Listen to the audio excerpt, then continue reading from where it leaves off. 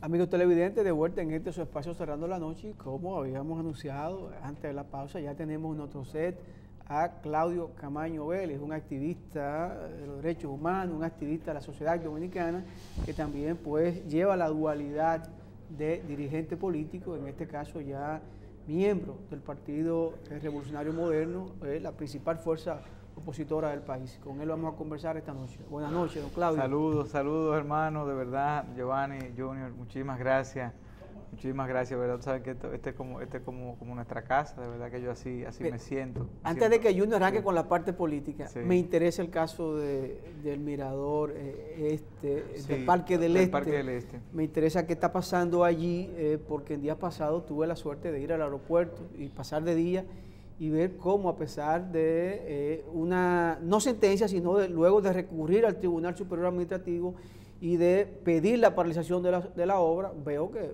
va bien avanzada, sí, bastante avanzada. ¿Cuáles son los planes a seguir, la propuesta, qué van ustedes a hacer para tratar de paralizar esta obra?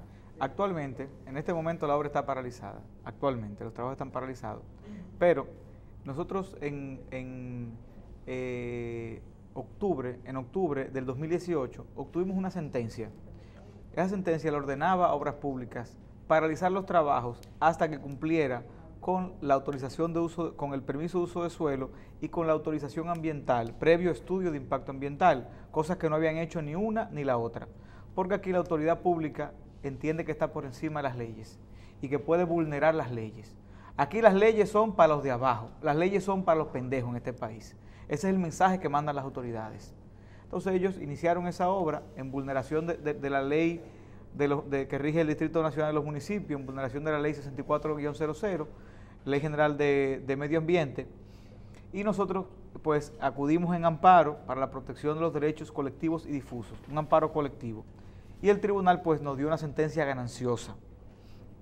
¿Qué pasa? Que Obras Públicas, a pesar de que las sentencias en materia de amparo son ejecutorias de pleno derecho, salvo cualquier recurso, o sea, no importa que usted recurra ante el Tribunal Constitucional, la sentencia es ejecutoria de pleno derecho, o sea, quiere decir que es ejecutoria de una vez. Pues ellos pues hicieron un recurso de revisión, nosotros también hicimos recurso de revisión de algunos aspectos de la sentencia, y ellos pues, a pesar de que eso está más claro que el agua en la ley, ellos pues dieron por entendido que eso era suspensivo y arrancaron los trabajos. Y nosotros entonces interpusimos una solicitud de ejecución de sentencia. Tenemos que reconocer que el Tribunal Superior Administrativo se prestó a darle largas a ese proceso, porque nosotros tan pronto ellos retomaron los trabajos, interpusimos eso, y el tribunal, permitiendo una serie de tecnicismos legales, le dio más de un mes a ellos operando de manera ilegal, o sea, no solamente ya al margen de las leyes de medio ambiente y de los municipios, sino también en desacato a una sentencia de ese tribunal, el Tribunal Superior Administrativo. Pero finalmente el tribunal pues emitió una sentencia donde le dice a Obras Públicas, porque entonces Obras Públicas dijo que ya había cumplido con el permiso de uso de suelo y con el estudio de impacto ambiental, y el tribunal le dijo a Obras Públicas que lo que ellos le habían entregado no satisfacía los requisitos que conlleva ese procedimiento. De hecho, es importante resaltar aquí que esa zona es una zona de uso público, y las zonas de uso público, para tú solicitar un permiso de uso de suelo, primero tú tienes que hacer una desafectación del área pública. O sea, tú tienes que esa área de uso público hacer un proceso que se hace también ante el Consejo de Regidores para cambiar eso de algo de uso público a otro tipo de actividad, que en este caso va a ser una terminal de autobuses y plaza comercial, que va a ser básicamente concesionada a los sindicatos de transporte público de todas las rutas del este. Estamos ante esta situación ahí, es una muestra realmente de la arbitrariedad del poder político, y esta lucha, además de ser una lucha por los derechos medioambientales, ha sido una lucha del pueblo contra la arbitrariedad del poder, una lucha que hasta el momento la hemos ido ganando en base tanto a al derecho que hemos podido esbozar, como a las acciones también de presión social que hemos podido llevar adelante, lógicamente con la integración de distintos sectores. Claudio, ¿quién va a ejecutar esa sentencia? Poco, lo que hay que preguntar es eso. Una de las cosas de este país es quién le pone el cascabel al gato. Eso que yo me pregunto, es una de las cosas de este país. ¿Quién le pone el cascabel al gato? Porque está esa sentencia. Según esa sentencia, Obras Públicas debería en este momento estar desmontando toda esa estructura que construyó de manera ilegal. Y nosotros por eso fuimos a darle un plazo de 10 días. ¿Para qué? Para que en 10 días ellos desmonten esas estructuras.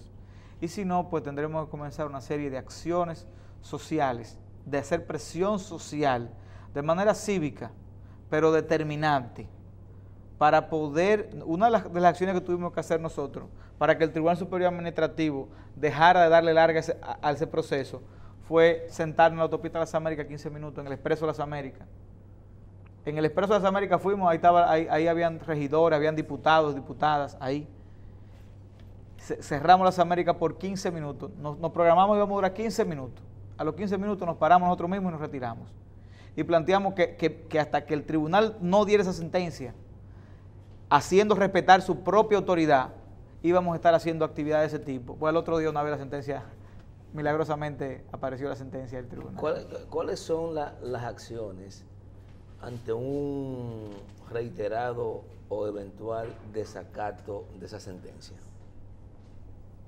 Son de carácter legal, no la presión social, porque esa la sabemos. Miren, bueno, las acciones de carácter legal sería,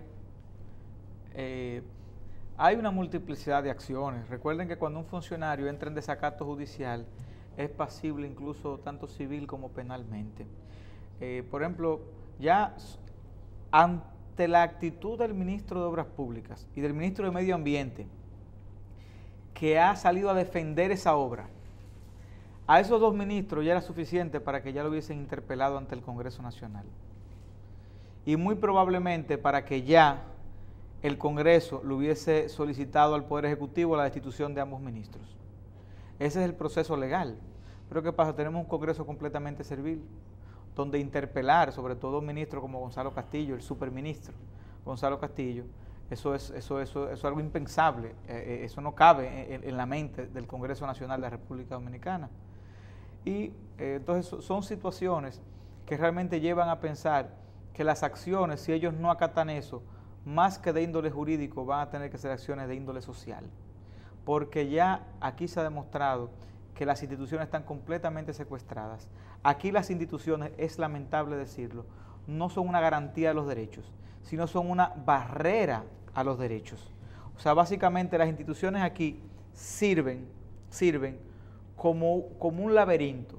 Para si te están violando tu derecho, entra aquí en el laberinto de la institucionalidad y piérdete ahí. Y jódete ahí. Hasta que se te olvide. ¿Entiendes? O muera. Hasta que tú te hartes, hasta que tú te canses, hasta que tú te olvides, hasta que tú te mueres en ese laberinto. ¿Entiendes? Entonces tú, como las instituciones están ahí, tú dices, espérate, no voy a tomar acciones sociales porque las instituciones están ahí. Y te vas al Superior Administrativo, y te vas al Constitucional, y te vas aquí, y te vas allá. Y mientras eso pasa, como decimos en buen dominicano, te lo están metiendo frío. Claudio, antes de pasar al tema político y seguir en lo jurídico, ¿qué opinión tienes? En términos general, pues imagino que no conoce todavía en detalle la resolución de apertura a juicio contra los imputados del caso Odebrecht, aunque sé que estuviste presente en la lectura, por eso no te da conocimiento total del caso. Pero ¿cuál es la opinión tuya en relación a esa decisión? Fíjense, el caso Odebrecht, como bien planteó en su momento la magistrada Miriam Germán, planteamiento que no le perdonó el Procurador General de la República, que era un expediente que estaba diseñado para que se cayera solo. Era un expediente... Pero hay que reconocer que no era el momento procesal para la magistrada referirse a eso. Bueno, el tema es, podemos establecer que tal vez de un punto de vista de la prudencia, tal vez sí, tal vez no, pero recuerden que aquí el Ministerio Público, cuando ese caso, ojalá y no se caiga, pero cuando ese caso se vaya deteriorando, ¿sabe a quién le va a echar la culpa al Ministerio Público? A los jueces. Y por lo tanto, también es un tema de prudencia de los jueces, decir, ok, lo que ustedes me están entregando a mí, no es lo que ustedes deberían entregarme. Lo primero es que Odebrecht, en lugar de despenalizarlo, ¿qué se tenía que haber hecho con Odebrecht? Decirle, tú quieres que te despenalicemos, o sea, que no te sometamos penalmente, te vamos a poner como testigo. Porque ¿cuál era el principal testigo? Bueno, si Odebrecht dijo, yo di sobornos, tiene que decir a quién se lo dio. Claro. Ah, tú diste soborno, ok, te vamos a despenalizar, pero dime a quién tú se lo diste. Sin embargo, eso no se ha hecho. A Odebrecht sencillamente se le dijo, bueno, tú vas a pagar el duplo de lo que tú mismo dijiste, lo que tú dijiste que diste en soborno, que no se sabe si fueron 92 millones o fueron 500 millones, eso no se sabe cuántos fueron. Ah, ellos dicen que dieron 92, bueno, ya que tú dijiste eso, tú das el duplo y vete para tu casa. No, un momentito. Usted agarra a su ejecutivo de Odebrecht y lo mete para Victoria, para allá, y le dice, miren, ustedes quieren salir de aquí, para que estos tigres no se lo coman ustedes. Digan la verdad. Díganme qué fue lo que pasó aquí. Incluso se le toma un anticipo de prueba, venga, un anticipo de prueba se hace ante un juez, ese testimonio se levanta mediante un anticipo de prueba y te dicen, ok, ahora ustedes se pueden ir para Brasil a seguir allá bailando en el carnaval de Río de Janeiro, pero ya su testimonio está aquí, ¿entiendes? Sin embargo, aquí estamos ante un proceso donde Odebrecht reconoció que hay sobornos, pero aparentemente no hay sobornados, ¿te entiendes? Entonces, un proceso donde tenemos a un Andrés Bautista y teníamos a un Chu Vázquez, que estuvieron en posiciones de preponderancia en el Congreso cuando se firmó menos del 5% de los montos contratados con Odebrecht. No la responsabilidad, ¿verdad que ¿cómo? No? Ese solo hecho no lo libera de una potencial responsabilidad. Claro que no, mire, yo de hecho una vez fui a la Sala Augusta, a darle digamos, apoyo moral a Chu Vázquez y a Andrés Bautista, no diciendo que eran inocentes o culpables. Claro.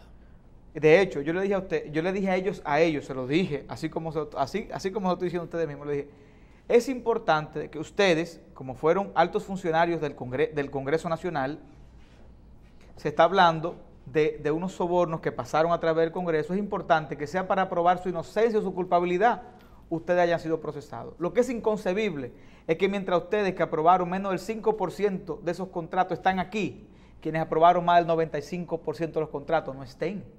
¿Dónde está Reinaldo? ¿Dónde está Belmartino? ¿Dónde está Cristina?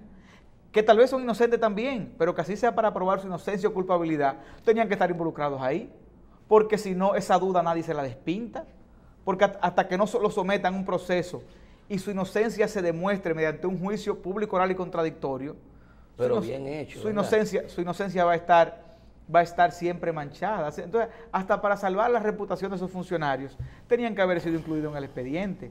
Entonces, actualmente vimos al magistrado Francisco Ortega, que hasta el momento no se le ha podido hacer un solo señalamiento, no solo en este caso, básicamente un individuo que no se le ha hecho ningún señalamiento en su trayectoria judicial, porque si lo hubiera, hace rato que se lo hubiesen hecho el señalamiento. Sin embargo, es un magistrado que ha tenido que hacer malabares con un expediente que ha sido la misma magistrada Miriam Germán, pero también otros juristas, tanto abogados de la defensa, pero también otros juristas que no tienen vela directamente en ese entierro, se han pronunciado respecto de la precaria instrumentación de ese proceso.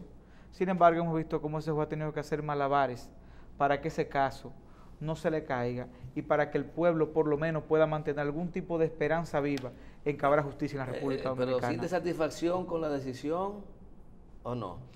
Mira, yo entiendo que deberían haber estado más personas a juicio de fondo. Lo que pasa eso fue lo que le sometieron a él. Lo que pasa él no puede llamar a nadie más. Exactamente. Lo que pasa es que eso fue lo que le sometieron a él. Ya.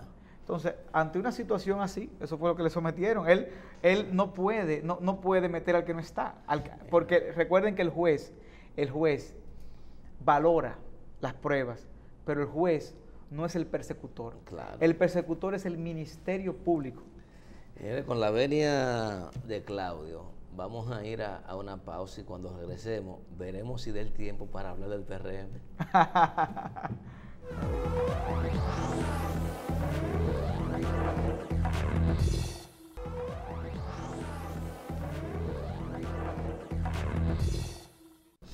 Continuamos con Cerrando la Noche y las sorpresas de sorpresa a veces llegan acá.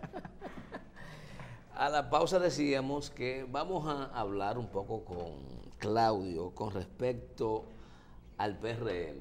Ya es de conocimiento público que Claudio ingresó a las filas del PRM. Sí. Y él ha dicho algunas de las razones, pero será bueno que la socialice en este espacio, nosotros, que lo sigue, cuáles son las motivaciones que te llevan a ingresar a esa organización política cuando en las elecciones pasadas fuiste candidato por Alianza País, si mal no recuerdo. Por Alianza, sí. ¿Qué ocurrió en estos 3 años y pico? Sí, pero nosotros duramos de hecho más de un año haciendo acercamientos con distintos sectores de la oposición, buscando, y de hecho en múltiples ocasiones nos referimos a la importancia de que se hiciera un bloque unitario de la oposición, de que los partidos de oposición buscaran la manera de ponerse de acuerdo para poder ir en un bloque, y yo planteaba que a mí me hubiese gustado ir en ese bloque, en un bloque de todos los partidos de oposición, o por lo menos un bloque de la gran mayoría de las fuerzas opositoras, que integrara no solamente a los partidos, sino a los partidos y a la sociedad. Pero eso, y sobre todo ante los plazos que establece la ley de partidos y la ley electoral, la recién aprobada ley electoral 15-19, pues eso yo lo veía cada vez como más distante. Y ante esa situación, pues entendí que la prudencia lo que mandaba era fortalecer lo que es la principal fuerza de oposición. No porque el PRM sea el partido ideal. Creo que aquí en el país no existe, ni ha existido partido ideal. Pues el partido ideal parecía ser el PLD y miren qué cáncer se ha vuelto ese partido. Entonces, no existe partido ideal. Pero sin duda, en este momento, el PRM es la principal herramienta de oposición. Y es la principal herramienta para romper, no para ser el gobierno ideal, sino porque para ser el gobierno ideal se necesitaría el partido ideal, ¿no, verdad? Y ya hablamos de que no lo es.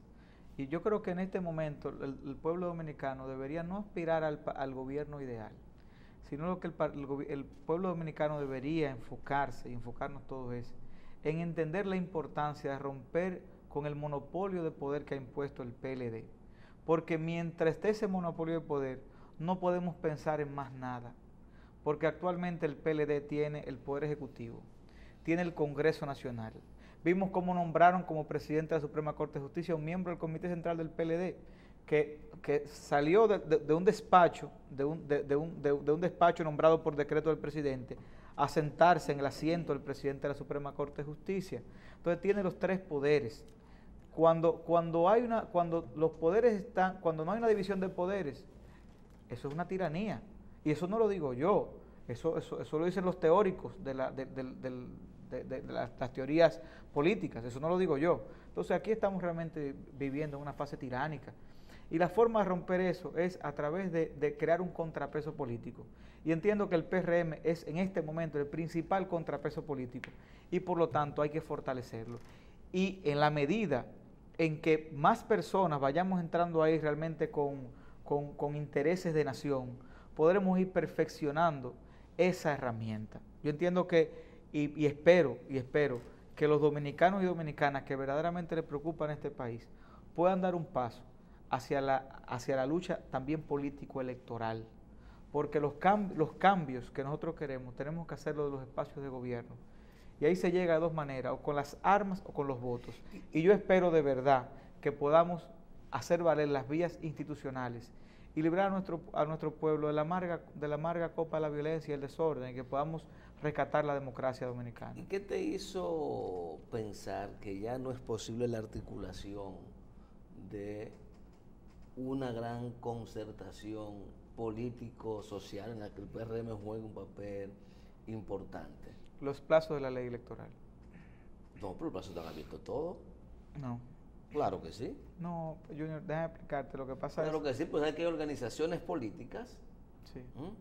Que no están reconocidas y son muchas, y tú lo sabes. Sí. Y los plazos no le corren porque no están reconocidas políticamente. No. Y la articulación de los acuerdos políticos sociales, sobre todo las organizaciones sociales, no están sujetas a los plazos fatales que tiene la ley. sino que se hace la concertación. Sí, pero lo que pasa es que esas organizaciones también, para poder integrarse a ese bloque, reclamarían espacios, porque esa es su garantía de que por lo menos van a poder tener una cuota de poder para garantizar el cumplimiento de los acuerdos. Entonces, ¿qué pasa? Ya, por ejemplo, las reservas son precisamente, las reservas de los partidos son para ese tipo de alianzas, pero ya las reservas fueron anunciadas. Y si fueron anunciadas, porque ya se sabe quiénes son los que la van a ocupar esas reservas. Y el que no entró a ella no va a entrar. ¿Tú entiendes? ¿Por qué? Porque no necesariamente, Claudio, porque se anuncia la reserva, pero no está cerrado el plazo para las alianzas, porque son dos momentos de la ley diferentes. Me reservé tales y se inventaron una fórmula fatal para la democracia interna de los partidos, que fue tomar como referencia la totalidad de lo puesto. Por eso vimos que el PRM, en algo me parece a mí... Yo era partícipe de que las reservas se hicieran por nivel. Se reservaran el 20% de la senaduría, el 20% de las diputaciones, el 20% de las alcaldías, y dentro de las alcaldías, o sea, dentro de cada alcaldía, o sea, dentro de cada municipio, el 20% de la regiduría, que si un municipio tiene 20 regidurías, pues usted reserva el 20% de esa, ¿te entiendes? Entonces, ¿para qué? Para poder realmente garantizar una proporcionalidad de las reservas que estuvieran distribuidas entre esos distintos estamentos y estuvieran distribuidas geográficamente en la República Dominicana. Yo te voy a hacer una pregunta. El PRM tiene unas expectativas muy grandes con su primaria interna, pero esa decisión desincentiva a la gente a participar. Porque si tú... Pero no solo el PRM. No, vamos a partir del PRM. No solo el PRM. Que habían expectativas todos los partidos políticos, mira, hicieron lo mismo. Sí, pero nadie se reservó 29 senadurías. Solamente el PRM. Nadie. Hasta ahora. Nadie se ha reservado 112 diputados. ¿Y el PLD dijo? Solamente, ¿El PLD anunciado todavía? Sí, el PLD anunció ya. El PRM. El PLD anunció. Y el PLD anunció, pero no se reservó esa cantidad.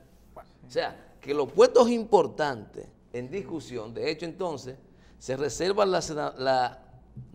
la senaduría del Distrito Nacional. Tampoco entonces se reserva la alcaldía del Distrito Nacional. O sea, yo no entiendo, los que están adentro sabrán en qué se están metiendo y cómo van a responderle a las bases que tienen aspiraciones. Sí. Bueno, yo lo que sinceramente espero, porque desconozco algunos procesos internos, estamos de hecho involucrándonos ahora y realmente ingresamos y básicamente ingresamos en una categoría de miembro y por lo tanto no estamos dentro de esas discusiones de índole de dirección política. Pero lo que nosotros esperamos que así sea, es que esa decisión se haya tomado en consenso y en acuerdo con las bases. ¿Por qué? Porque realmente una senaduría a veces es muy difícil llevarla y tal vez hay provincias donde sencillamente no había ni candidatos, porque no es fácil asumir una senaduría. Para el PLD es un poquito más fácil porque tiene lógicamente el presupuesto nacional y es fácil financiar una senaduría. Pero para la oposición dominicana, para un candidato de opositor, llevar una candidatura a una senaduría, es algo bastante cuesta arriba. Entonces, eso es lo que yo espero. No quiero decir que así ha sido, es lo que espero, pero ojalá en un futuro los partidos puedan, podamos pasar en un futuro a ese esquema. Particularmente me gustaría, desde el Congreso Nacional, establecer una